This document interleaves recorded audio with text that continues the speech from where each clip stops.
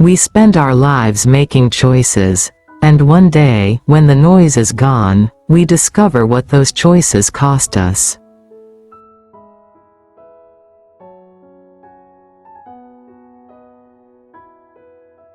This is a quiet story. A story about time, about family, about the lives women live, and the lives they don't.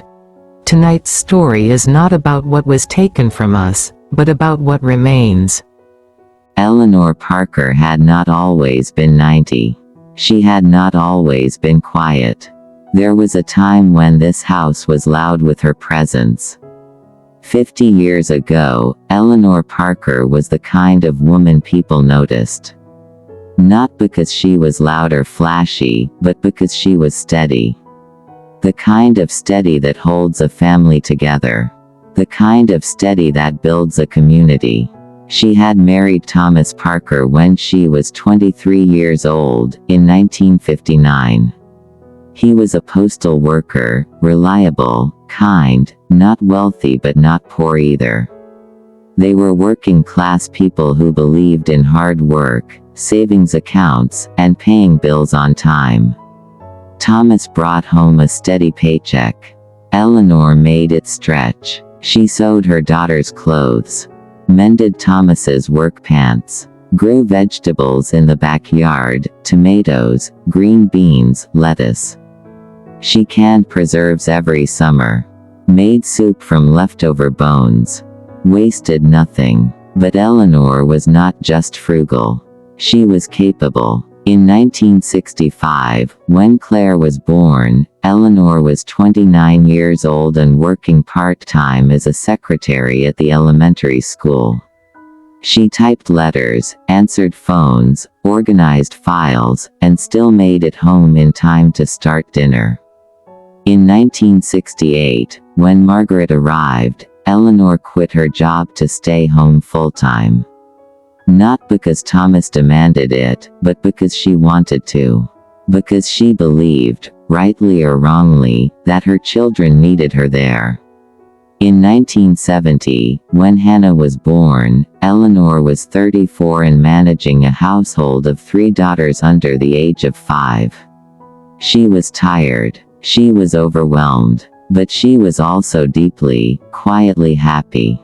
Her days were full of small tasks that felt enormous: diapers, feedings, naps that never aligned, tantrums in the grocery store, scraped knees, hurt feelings, bedtime stories read in a voice hoarse from repeating herself all day.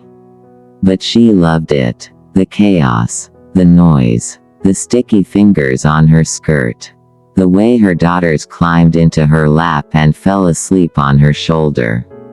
Thomas would come home at 5:30 p.m. every evening, and she would hand him the baby and say, "Your turn." And he would laugh and take Hannah while Eleanor stirred the pot on the stove. They were a team. Not perfect, not wealthy, but solid. Eleanor was known in the neighborhood. For 20 years, she was the president of the local PTA. She organized bake sales, book fairs, teacher appreciation luncheons. She fought for better playground equipment. She made sure every child got a Christmas gift at the holiday party, even the ones whose parents couldn't afford it. She didn't do it for recognition.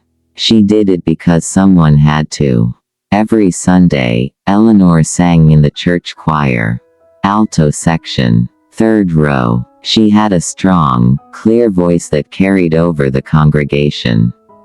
Every Tuesday evening, she hosted a neighborhood coffee hour in her living room. 5 or 6 women from the block would come over after their children were in bed. They drank instant coffee and talked about everything: husbands, money troubles, difficult teenagers, aging parents, dreams they'd given up, small joys they'd found. Eleanor was the one people called when they needed help. When Mrs. Henderson broke her hip, Eleanor brought meals for 2 weeks. When the Johnsons lost their house in a fire, Eleanor organized donations and temporary housing. When young Amy Sullivan got pregnant at 16, Eleanor didn't gossip. She offered quiet support and helped Amy finish high school. Eleanor Parker was not a saint. She had a temper. She could be stubborn. She held grudges longer than she should have. But she was good. The kind of good that shows up. That doesn't look away. That does what needs to be done. As a mother, Eleanor was firm but loving. She believed in rules, bedtimes, chores, manners. But she also believed in laughter. She let her daughters make forts out of couch cushions. She let them bake cookies and make a mess. She let them stay up late on summer nights catching fireflies in jars. She was the mother who checked homework every night, who sewed costumes for school plays, who drove carpool without complaint, who attended every recital, every game, every parent-teacher conference. She was present, not perfect, but present. When Claire was 10, she came home crying because a boy had called her ugly. Eleanor sat her down, looked her in the eye, and said, "Beauty is not your job. Your job is to be strong and kind and smart. The rest is noise." Claire never forgot that. When Margaret was 12, she struggled in math. Eleanor sat with her every night at the kitchen table, working through problems until Maggie understood. Eleanor didn't know advanced math, but she knew how to be patient.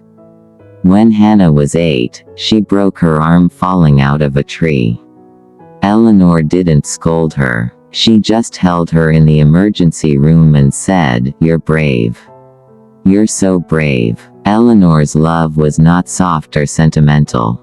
It was practical, steady, reliable, like bread, like clean sheets, like a light left on when you come home late. Thomas and Eleanor were married for 58 years. They were not a passionate couple. They did not write love letters or take romantic vacations. But they were partners. Thomas fixed things, leaky faucets, broken door hinges, the car when it sputtered. Eleanor managed everything else, the budget, the calendar, the emotional labor of raising 3 daughters. They argued sometimes. About money, about discipline, about whose turn it was to deal with a crisis.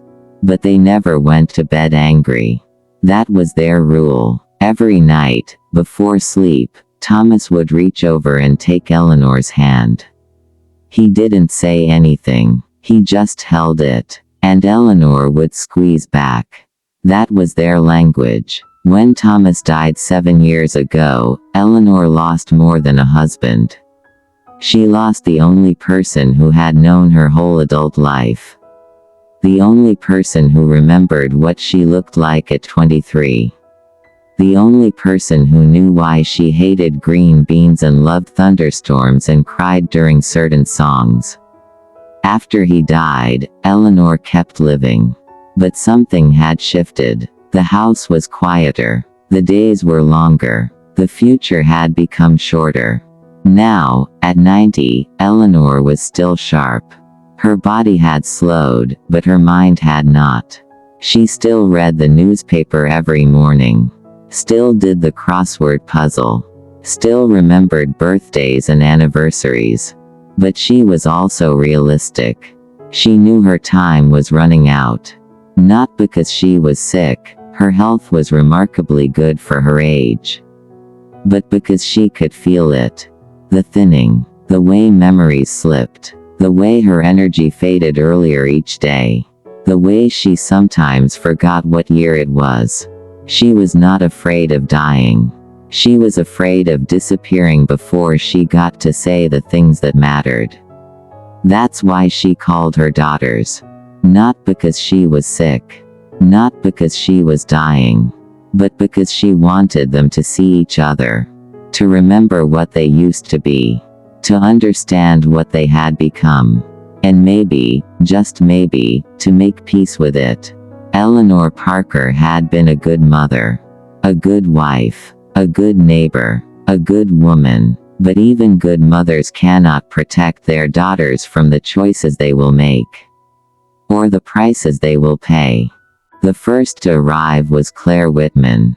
61 years old. She pulled into the driveway in a rental car, a sleek black sedan. She turned off the engine but didn't get out right away. She sat there, staring at the house. Home. The word felt strange in her mouth. She had a penthouse in Manhattan. A beach house in the Hamptons. Properties. Investments. But this small house on this quiet street in Pennsylvania, this was the only place that had ever truly felt like home. The last time she had been here was 6 months ago for Christmas. A quick visit. 2 days. She'd stayed in a hotel. Before that, Thanksgiving, a year and a half ago. Before that, she couldn't remember. The visits had become shorter. More infrequent. But this house, she had never stopped thinking about it. Claire stepped out of the car slowly. The driveway was the same one where 35 years ago, her father had taught her to ride a bike. She could still feel his hand on her back, steadying her. His voice saying, "I've got you. I won't let go." And then the moment he did let go. And she kept riding. The front walk was the same path where 40 years ago, she and Maggie and Hannah used to draw hopscotch squares in chalk. They'd play for hours in the summer heat, their knees scraped and dirty, their laughter echoing down the block. This house held every version of her. The girl she had been. The woman she had become. And all the versions in between. Claire looked at the house and felt something complicated in her chest. Pride, grief, guilt. This house had not always belonged to her parents. For the first 20 years, they had rented it. Her father's postal worker salary. Her mother's part-time secretary income. It was enough to pay rent, but not enough to buy. Claire remembered her parents talking quietly at the kitchen table late at night, going over bills, trying to make the numbers work. In 1985, when Claire was 20, her parents finally had enough saved for a down payment. They bought the house. A 30-year mortgage. Her father was 50. Her mother was 49. They would be paying it off until they were 80. But it was theirs. Claire remembered the day they signed the papers. Her mother had cried. Her father had stood a little taller. For 23 years, Thomas and Eleanor made every payment on time. They never missed one. Not even when money was tight. Not even when the car broke down or the furnace needed replacing. The house came first. In 2008, when Claire was 43 and already successful, her father got sick. Not dying. Just slowing down. Early retirement. Medical bills. The mortgage still had 7 years left. Claire had flown home, sat at that same kitchen table, and said, "Let me take care of it." Her father had refused. "We don't need charity," he'd said. "Not even from you." "It's not charity," Claire had said. "It's me making sure you never have to worry about losing this house." Her mother had put a hand on her father's arm. And finally, Thomas had nodded. Claire paid off the mortgage in full. One check. One signature. The house became theirs. Truly theirs. No more payments. No more worry. Her father had cried. The only time she ever saw him cry. He died 7 years ago, but he died in a house that was paid for. And Claire had made sure of that. After her father died, Claire made sure her mother would never have to worry. 5 years ago, she hired contractors. New roof. New windows. New HVAC. Fresh paint inside and out. 4 years ago, she had the kitchen updated. New appliances. New countertops. Nothing too modern. Her mother didn't like change, but everything functional and safe. 3 years ago, she renovated the master bathroom. Walk-in shower, grab bars, non-slip floors. 2 years ago, she arranged for services. A cleaning crew twice a week. Lawn care, grocery delivery, a handyman on call. She set up automatic payments for everything. Her mother never had to ask. Never had to worry. Claire called every Sunday at 3 p.m. She sent flowers on her mother's birthday. She visited when she could. But she knew it wasn't enough. Money could maintain a house, but it couldn't fill it. Claire took a breath and opened the front door. The smell hit her immediately. Lavender, old wood, something faintly floral from the sachets her mother kept in drawers. And underneath it all, home. The hallway was the same. The stairs were the same. The living room, the same couch, the same coffee table, the same lamp in the corner. But smaller somehow. Or maybe she had just grown too large for this place. The back door, leading to the yard where 25 years ago her father used to grill on summer evenings. Where neighborhood kids used to play. Where Claire used to sit on the back steps and dream about the life she would build. She had built that life. A big life. A successful life. But standing here now, she wondered if she had built it too far away from the only place that had ever really mattered. "You came," a soft voice said. Claire turned. Her mother stood in the doorway. Smaller than Claire remembered. Leaning on a cane. Her hair completely white now. Her face lined with 90 years of living. But her eyes, still sharp. Still her mother's eyes. "Of course I came," Claire said, her voice catching. She asked alone. Claire said yes for now. The kids will come later. Eleanor smiled. "This house still knows you." Claire felt tears prick her eyes. Because it was true. This house knew her better than anyone. It knew the girl who used to hide under the dining room table. The teenager who used to sneak out her bedroom window. The young woman who used to call home crying when life got hard. The successful woman who paid off the mortgage but could never quite pay off the guilt of leaving.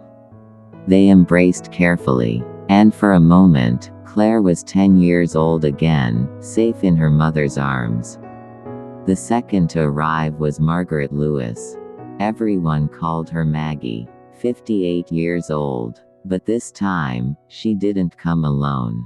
Claire heard them before she saw them. Voices in the driveway, car doors slamming, laughter. She walked to the window and looked out. Maggie's 10-year-old sedan was parked behind Claire's rental car. And surrounding it, family. Maggie stood by the trunk, pulling out bags. Her husband David, 60 years old now, graying, wearing jeans and a flannel shirt, carried a cooler toward the house. And their children. Jason, 34, tall like his father, helping unload the car. Emma, 32, wearing scrubs she must have come straight from her nursing shift, hugging her grandmother on the front steps. Tyler, 29, carrying a sleeping toddler. A toddler. Claire's breath caught. A grandchild. Jason's son, maybe 2 years old, curly hair, asleep on his uncle's shoulder. Jason's wife, a woman Claire had never met, carried diaper bags and smiled tiredly. Claire watched from the window. She watched them move together like a unit, passing bags, talking over each other, laughing at some joke she couldn't hear. She watched her mother's face light up as Emma hugged her. She watched the toddler wake up and reach for Eleanor, saying, "Gamma," in a sleepy voice. And Claire felt something twist in her chest. Not quite envy, not quite regret, something quieter. something that tasted like a loan.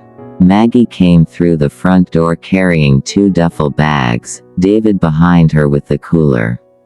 "Mom," Maggie called out, then saw Claire standing in the hallway. "Claire." They hugged, longer this time, more genuine than before, because Maggie was happy and happiness made her generous. "You remember David," Maggie said.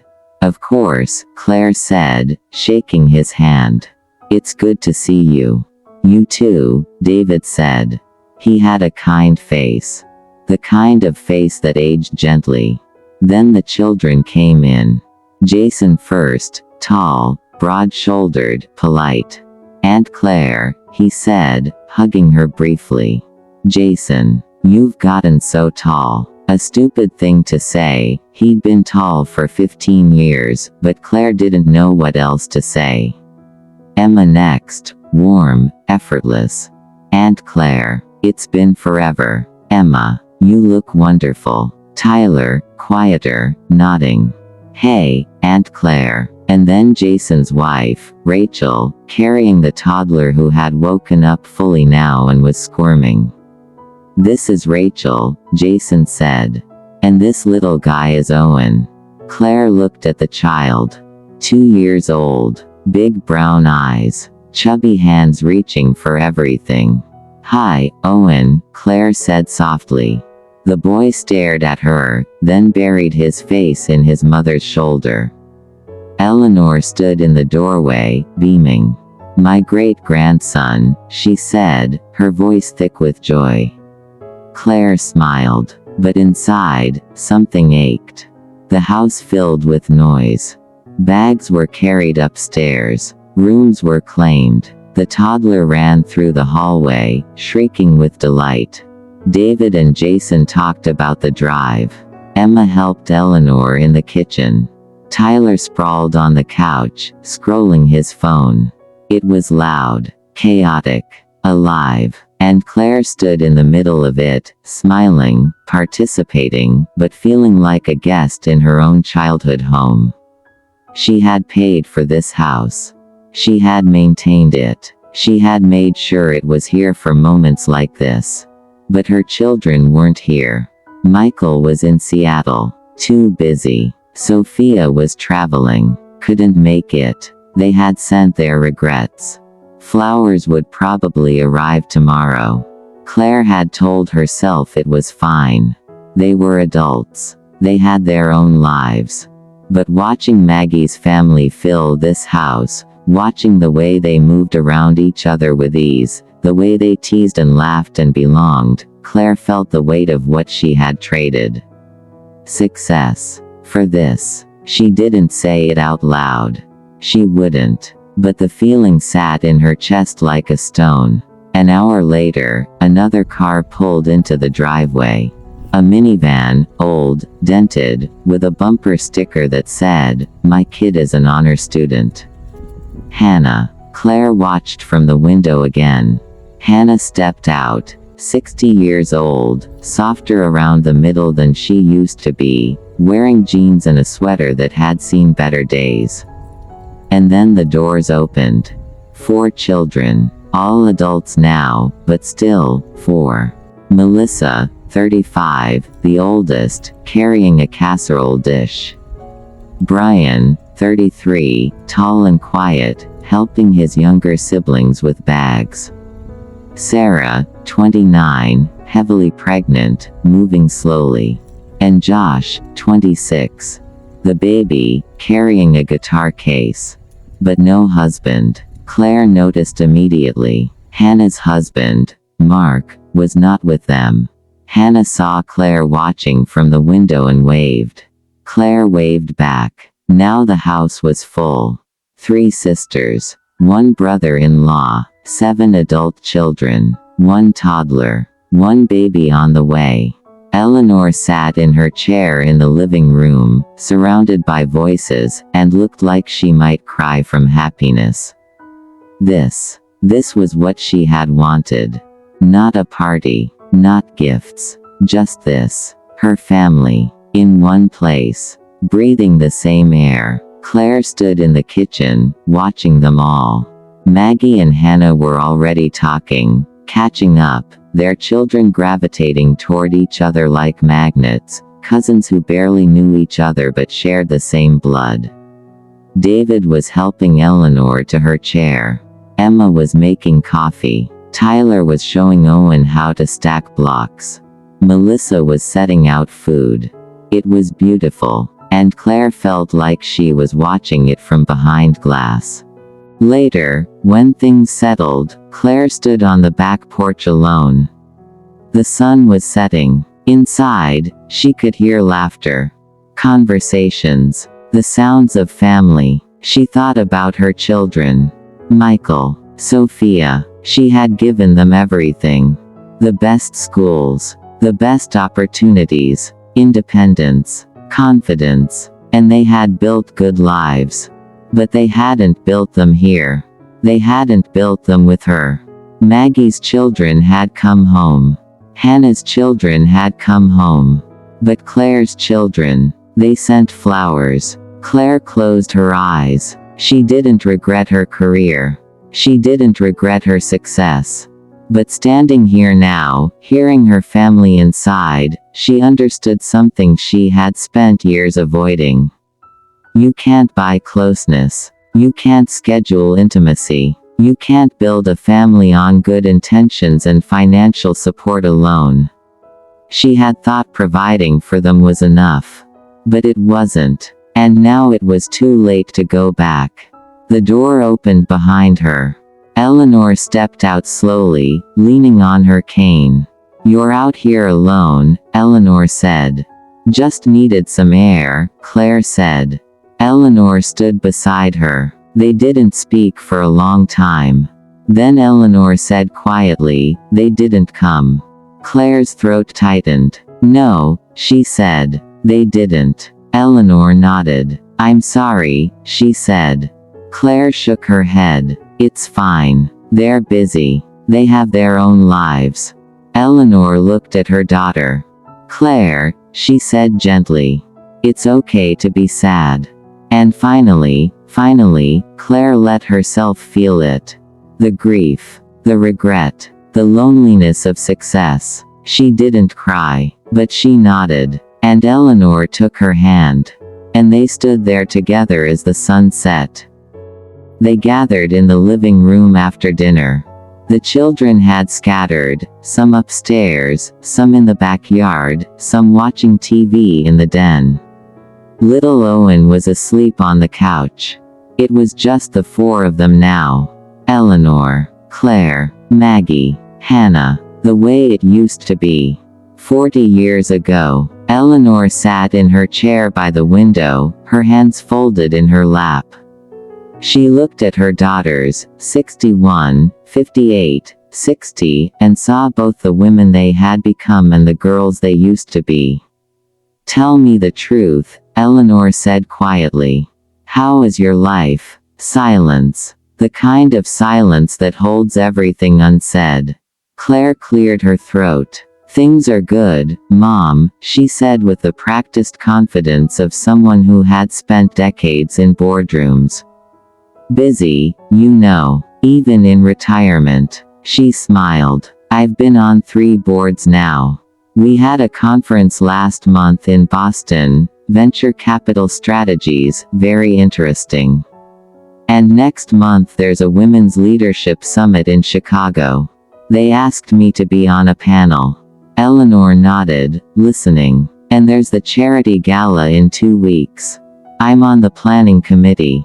We're raising funds for arts education. It's a lot of coordination, but it's important work." She paused, then added, almost as an afterthought. "Michael is doing well. He's in Seattle, you know. Still with that law firm.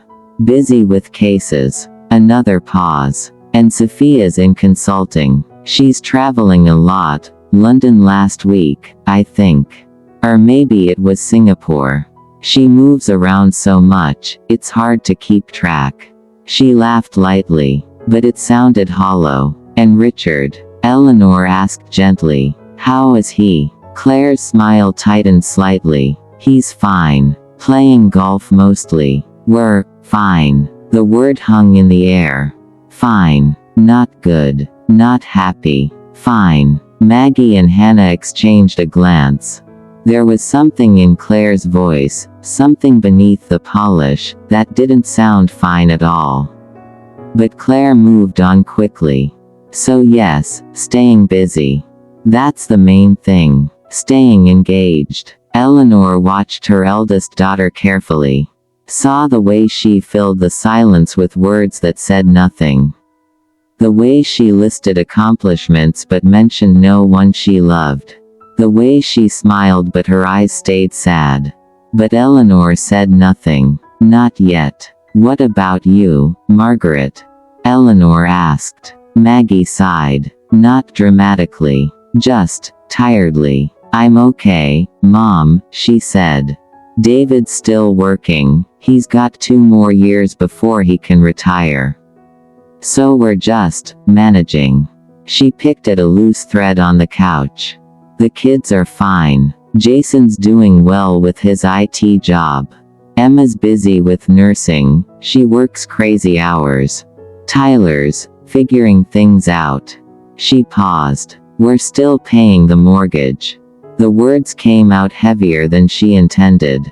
Still, Hannah asked, surprised. Yeah, Maggie said. We refinanced 10 years ago when Tyler was in high school. We needed the money for. I don't even remember now.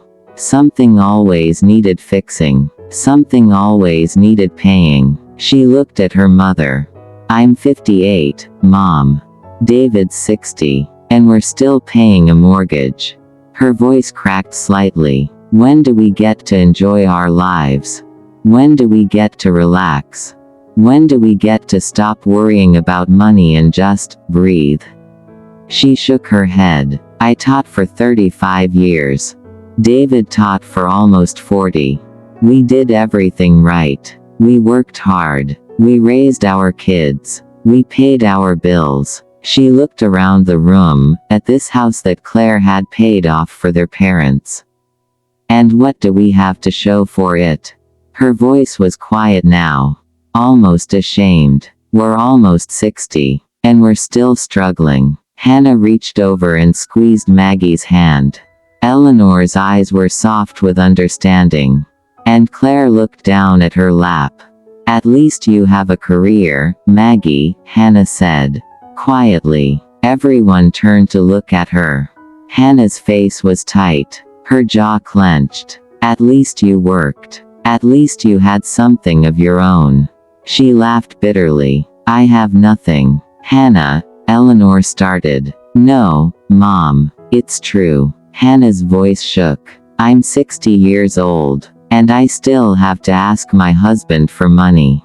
The words fell like stones. For everything. For groceries. For clothes. For gas. For this trip. Her eyes filled with tears. Do you know how humiliating that is? At 60, Maggie's hand tightened around Hannah's. Mark has always been like this. From the beginning. Controlling. Tight with money. I thought it would get better. I thought once the kids were grown, once we were more stable, he'd loosen up. She shook her head. But it's gotten worse. Hannah, why didn't you? Claire began. Why didn't I what? Hannah snapped. Leave. With 4 children and no income.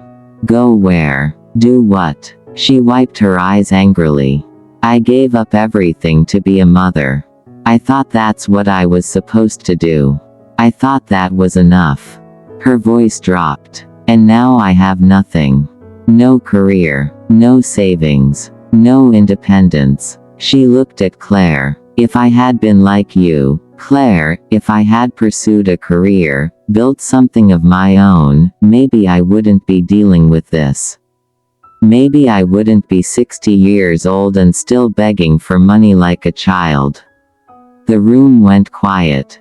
Maggie turned to Hannah, her voice gentle but firm. But Hannah, what do I have to show for my career? Hannah looked at her, confused. I worked for 35 years, Maggie said. And I'm still paying a mortgage at 60. David and I are still struggling. We still worry about money every single day. She gestured around the room. At least you have your children here. At least they came. At least they're close to you. She looked at Claire. At least Claire mapped out her life well. At least she enjoyed it. She traveled. She succeeded. She made something of herself. Maggie's voice cracked. What did I do? I survived. That's all. I just survived. She looked at Hannah. You think a career would have saved you? Look at me. I had one. And I'm still struggling. She shook her head. When do we finally get to enjoy ourselves? When do we get to relax? When do we get to stop worrying and just live? Both sisters looked at Claire now.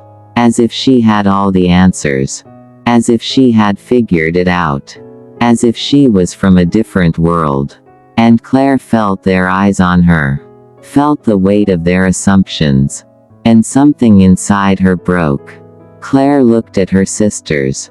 Both of them staring at her like she had won some prize they'd never get to hold. And something in her chest cracked open. You think I mapped out my life well?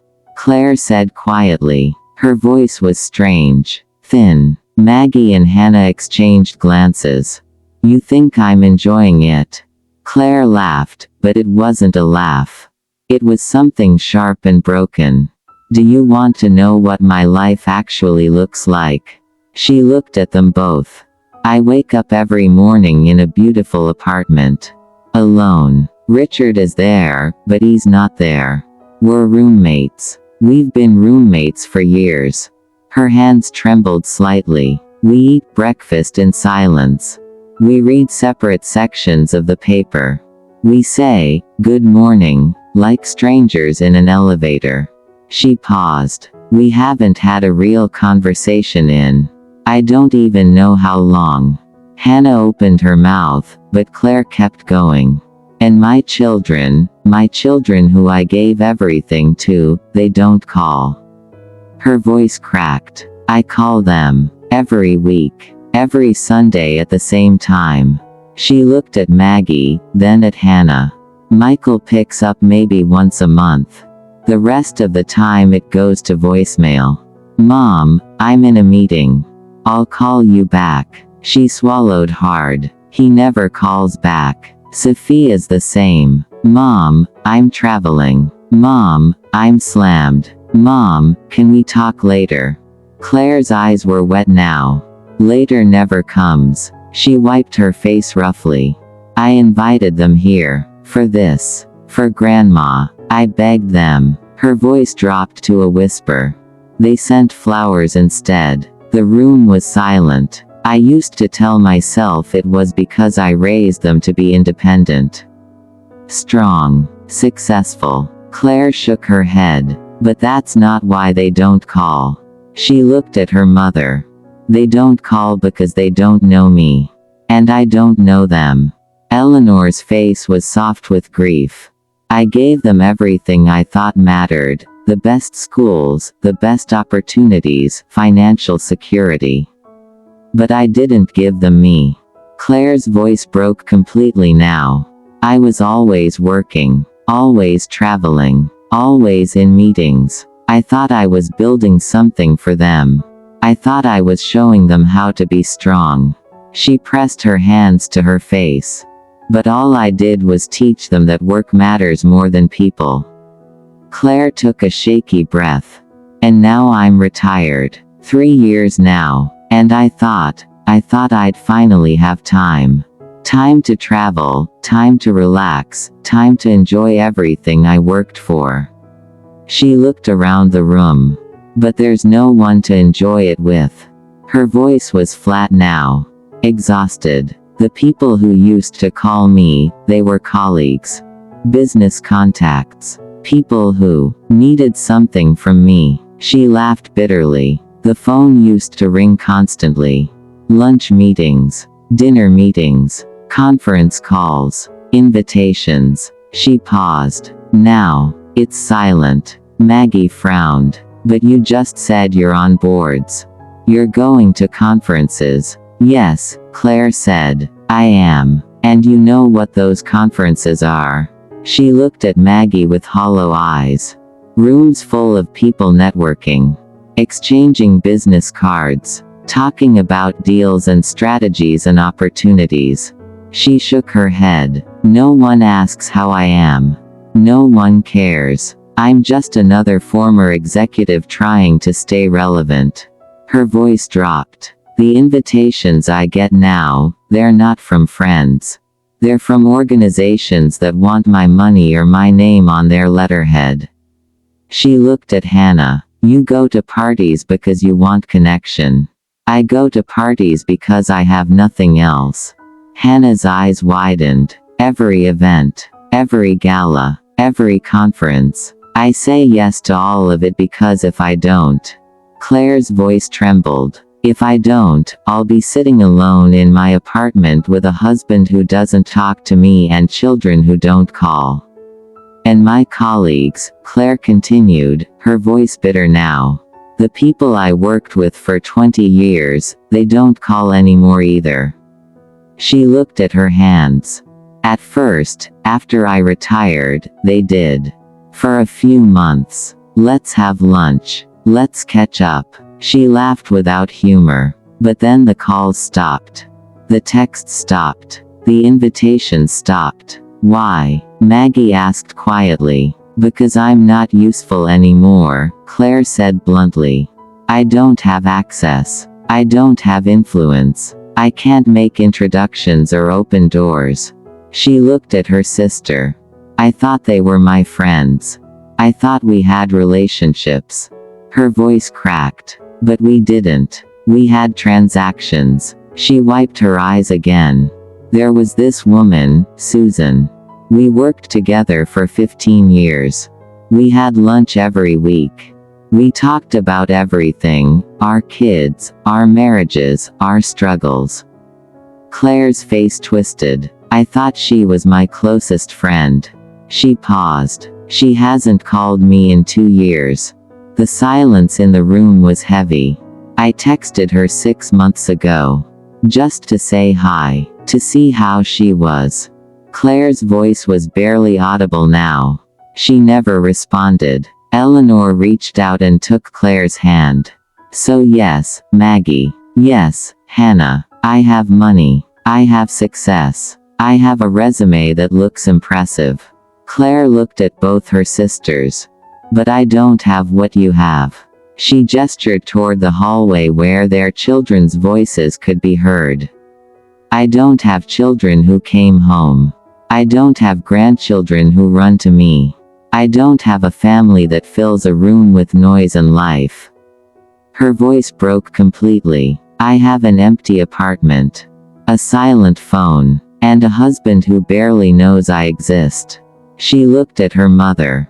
And I can't buy my way out of it. I can't fix it with money or connections or strategy. Tears streamed down her face now. I thought I was building something. But all I built was emptiness. She covered her face with her hands. And now it's too late. Claire's shoulders shook. Sometimes I lie awake at night and think about all the moments I missed. Her voice was muffled behind her hands. Michael's baseball games. Sophia's dance recitals. School plays. Parent-teacher conferences. She lowered her hands. I told myself I'd make it up to them later. That they'd understand. That quality time mattered more than quantity. She shook her head. But there was no quality time. Because I was never there. She looked at Hannah. You think you should have had a career. You think that would have saved you. Her voice was raw. I had the career. I had everything you think you wanted. She leaned forward. And I would trade all of it, every deal. Every promotion, every award, every dollar, I would trade all of it for what you have. She pointed toward the hallway. For children who actually came home. The room was completely silent now. Even Eleanor, who had lived 90 years and thought she'd heard every kind of pain, sat quietly, tears running down her face. Claire's voice dropped to a whisper. I thought money could buy closeness. I thought success would make them proud enough to want to be near me. She wiped her face with shaking hands. But you can't buy love. You can't schedule intimacy. You can't build a family with good intentions and financial support. She looked at the ceiling, blinking back tears. And now they're grown. And they're strangers. She looked at her mother. And I'm alone. She buried her face in her hands. I'm so alone. The room was heavy with tears. 3 daughters, 61, 58, and 60 years old, crying like the little girls they used to be. Eleanor sat in her chair, her hands folded in her lap, her face lined with 90 years of living and loving and losing. She had listened to all of them. Maggie's exhaustion from a life of endless managing. Hannah's humiliation at 60, still asking for money, still trapped. Claire's devastating loneliness despite all her success. Each of them looking at the other's lives and thinking, if only I had chosen differently. Eleanor took a slow breath. Then she spoke. 90 years of living. 90 years of loving. 90 years of loss. And in that moment, she saw her daughters not as failures. Not as mistakes. But as women who had done their best. What she said next would change how they saw their lives forever. But that truth is in part 2.